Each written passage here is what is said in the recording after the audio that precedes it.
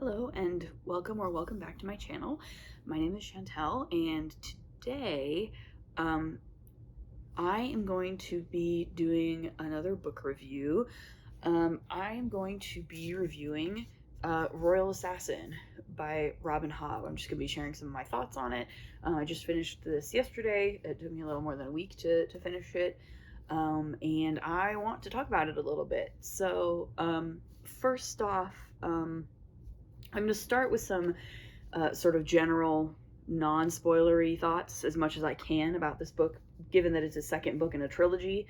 Like obviously there's going to be some things that I can't say without spoiling things, but I'm going to start with the non-spoilery stuff for those who haven't read the book, and then I'm going to dig into I'm going to talk about a few more spoilery things in the sort of the back half of this video. So I'll probably, go ahead and like mark the chapters below with the timestamps or whatever, so that if you don't want the spoiler section, or if you want to skip directly to the spoiler section, you can do that at your leisure.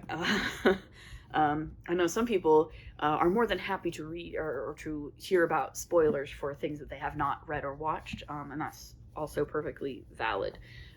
Personally, I'm not. I tend not to be very precious about spoilers. I think unless it's a very specific kind of story that's doing very specific kinds of things, I don't worry too much about plot spoilers or character development spoilers or anything like that, because for me the interest primarily lies in how well the story is being told, how effective it is, and how emotionally invested I'm able to get in it. And that doesn't necessarily make a difference if I know spoilers about the story or the plot going into it as to whether that works for me. So I personally, I tend not to worry too much about spoilers. But I know some people are very much like, I don't want to know anything about this going into it. I want to have all the plot stuff completely a secret, whatever. So non-spoiler first, and then some probably relatively light spoilers later, though I may talk about some sort of heavy spoilers about the end of the book towards the end of the video. We'll see. But anyway, plot. So non-spoiler first, then spoilers. So first of all, for the as far as the non-spoilers go, I think first and foremost, I really loved this book. I gave it a wholehearted 5 stars, and I would say, if anything, this second book manages to top the first one for me, which is really something, because I really thoroughly enjoyed Assassin's Apprentice, like quite a bit. So the fact that this one manages to be even better is great, and I'm very happy and excited that that's how this worked out. I will say, I think probably part of the reason why I liked this one so much better, I think is probably because it is a second book in the series. Like, setup is great, and I appreciate, again, I really loved the first book, so I'm not knocking the first book at all. The setup was excellent, but I tend to like things more once we sort of get past the setup a little bit and can actually start seeing things change, develop, move forward. And that's what this book did a lot of. Was there's a lot of really strong character development, a lot of interesting plot developments that are all sort of happening in this book, and things are moving. Again, it's not a fast-paced book, but it is doing things, right? Things are happening, people are changing, people are making decisions, sometimes very important and fateful decisions. And this is definitely, like, you can see, like, the way that the status quo is being upended in various ways in this book, after having been sort of set up for us very well, right? Like, this book sets up the status quo for us in a lot of different ways, and then this book is like, okay, now that status quo that you have come to understand from the first book, we're gonna kind of start messing with it, and I really like that. I think strong strong middle chapters, strong second acts are some of my favorite things in storytelling. I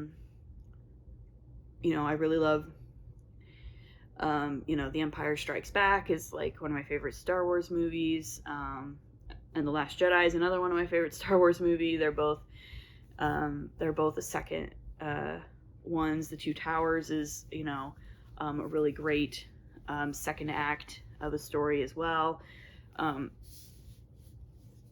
Lots of other things, right? And I appreciate, the sort of the way that this is structured in a lot of ways. I also am continuing to really love Fitz as a character.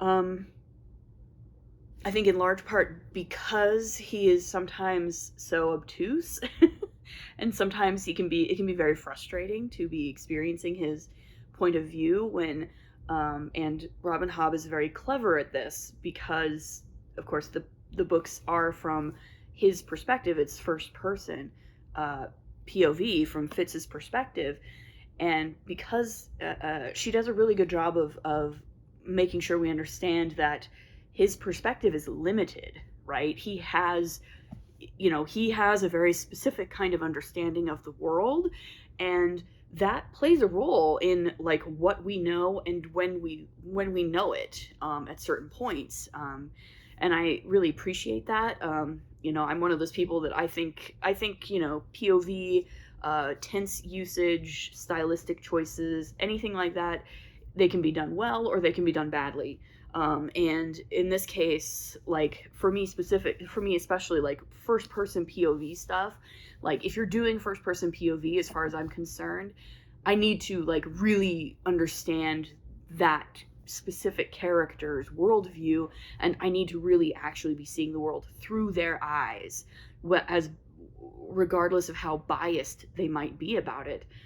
Everybody has a very specific way of seeing the world, and so if I'm going to be inhabiting somebody's perspective like that, I want to know what that way of seeing is. And Robin Hobb does a really, really good job of really putting us in Fitz's head, his mindset, his feelings, and his understanding of the world. Even when it is limited, even when it is short-sighted, she's willing for him to be very, very wrong sometimes, to be annoying, to be frustrating. Because, ultimately, this book is about a teenager, right? He's like 15, 16 years old, maybe 17 years old at the oldest by the time this book ends. He's still really just a kid. I think, even though it can be easy when reading the book to kind of forget about how young he is, because he doesn't talk about it very often, but I think Robin Hobb never forgets how young he still is. And I really appreciate that about it as well. And of course, I think, the writing is excellent. I think the plotting is very intricate. Like, of course, everybody talks about how these books are very, very character driven, and they are. They very much are. But the plot is seeded very well, even throughout the first book. But then it all starts to come together in the second book. It comes together slowly, but it comes together, and you can see the pieces sort of falling into place as the book goes on, sometimes for better and sometimes for worse. But it definitely all comes together, and it comes together brilliantly. I personally and ultimately, like, what is important to me about stories like this is my emotional investment in them. And already 2 books into this series, I'm very, very emotionally invested in these characters. I'm very emotionally invested in Fitz, in the Fool, in Burrich, Chade, Patience, Kettrikin. I love Kettrikin. I love her. Love her. And in Verity, and of course in Night Eyes. And even Molly, right? Like, I'm very, very emotionally invested in all of these characters. And Patience, did I say Patience? I don't know. I'm like, I can name all these characters. But, like, I'm very, very invested in what happens to them. I've experienced many feelings reading this book, everything ranging from annoyance and frustration to fear and concern to excitement when characters step up and do things that I approve of. And to me, again, that just shows me over and over again that Robin Hobb is extremely good at getting me invested. And that's ultimately what I want, right? The worst experience that I can possibly have reading a fantasy story like this, is to just not care, right? To just have no feelings whatsoever about it. Disinterest or uninterest is like the worst possible outcome for a story like this. And I feel exactly the opposite about this. So yeah, I'm really into this. Like, there's only really a handful of other series that I can think of off the top of my head that I have gotten so emotionally invested in so quickly. Like A Song of Ice and Fire is one. Lord of the Rings, obviously. The David Bad trilogy. I can maybe think of a couple others, like the Broken Earth trilogy. Maybe the original Kushiel trilogy by Jacqueline Carey. There's a couple like that where it's like it immediately gets you invested. And this is definitely on that list already. So that was sort of the non-spoilery part of this video, I guess. So yeah, in general, like, I loved it. I continue to unreservedly love these books. And so, like, cannot recommend them highly enough, at least so far. And now I'm going to move on to the more spoilery part of the video where I'm going to talk about maybe a couple of plot points that, if you haven't read the book and you don't want to know, you can go ahead and turn this video off now. It's a great book. I highly recommend. Okay. We good? Okay, if you're still here, that means you're okay with spoilers. Again, like, this book was released in the 90s, so, like, I probably shouldn't be so weird about spoilers, but I know spoiler culture online is very, very tough. So, just want to make sure. I would say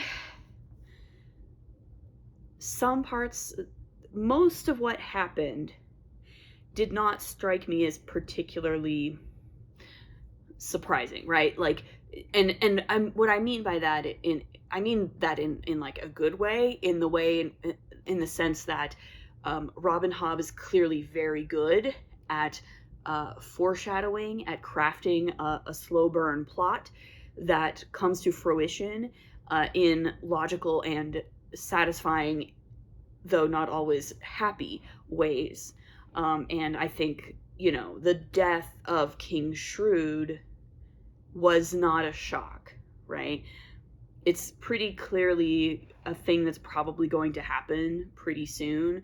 I think what is surprising about it, to me at least, and I think, again, this is another thing that Robin Hobb did very well, with the limited perspective of Fitz, was the means by which he was killed, which was, of course, Serene and Justin basically sucked him dry with the skill.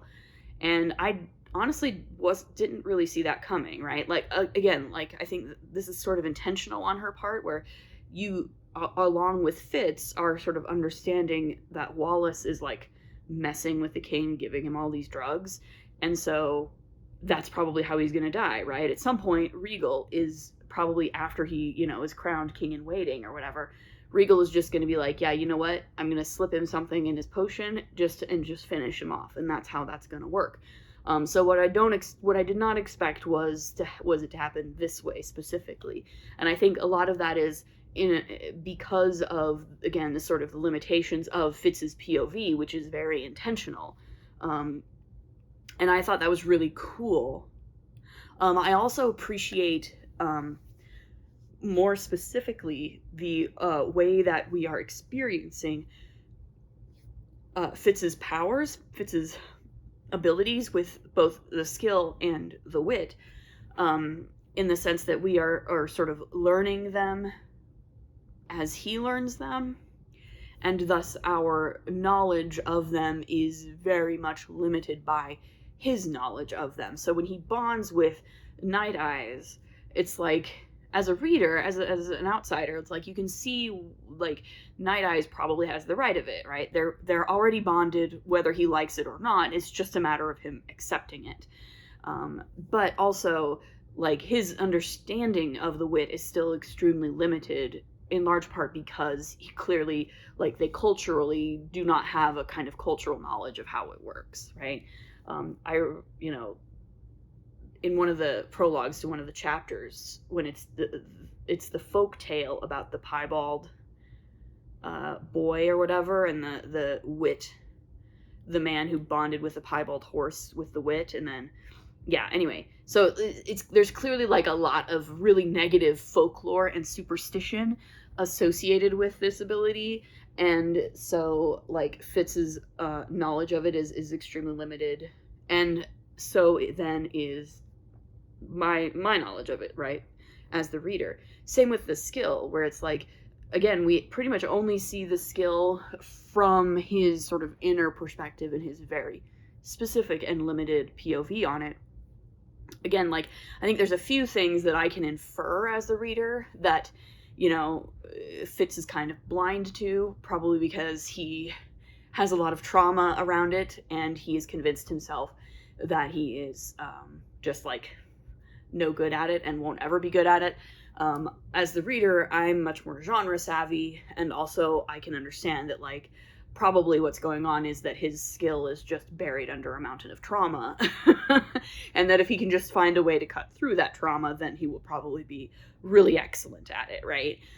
But again, my knowledge of how it actually works is strikingly limited, and I think that's very intentional, and I really like that about these books. Because the last thing I want in a fantasy book, in a fantasy novel, is just, like, a ton of info dumping. I'm not really into info dumps. I mean, like, world building is great, but, like, the story and the characters definitely come first, and I much prefer a vibes-based world building than I do, like, super detailed world building. And this is really working for me. Also, I think the relationship with Molly is really well done in this book.